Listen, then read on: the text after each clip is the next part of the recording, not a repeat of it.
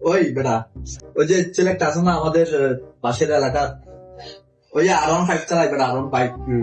ও বেটা বাইকের ব্লগ করে যে এগুলো খুব সুন্দর হয় বেটা, বুঝছ নাই? ওর ওর প্রত্যেকটা ভিডিও আমি দেখি, আর যে পরিমাণ লাইক কমেন্ট, ওর ক্রিয়েটিভিটি আছে তাই আর কি। কি রে, ব্রাজিল নিয়ে লেখালেখি কেমনে পারে এরা? ভাই দেখছেন, ব্রাজিল নিয়ে ওর লেখালেখি করে, ব্রাজিল নিয়ে লেখালেখি করে, মানে ওদের অকাত আছে।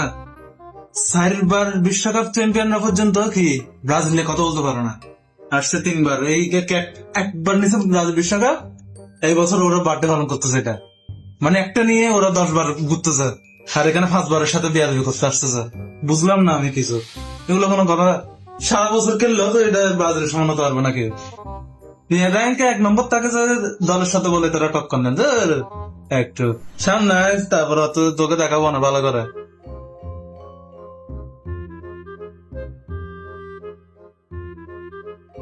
The next day. কিরে কাইন কই? কারিমকে তো সকাল থেকে আমিও দেখতেছি না, খুঁজছি তো অনেকগুলো খুঁজছি, বাইরে টাইরে খুঁজছি কিন্তু পাই না বেটা। ও বলে হ্যাঁ পাবি কিভাবে? আজকে সকালে ব্রাজিলে খেলা ছিল না? হ্যাঁ ও কি বলস? চল চল বুঝে ওকে। ও আনা একদারে তো না, এখানে নাই, এখানে দেখতো কার্টের নিচে আছে কিনা রে? কাঠের নিচে থাকবে বেড়া, কাঠের নিচে লুকাবে বেড়া, এই ব্রাজিল সাপোর্টার দেখি এরকম খারাপ দিন আসছে নাকি?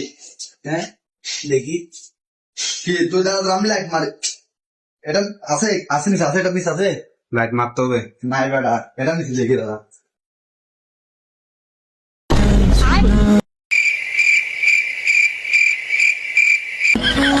धरती तू चला था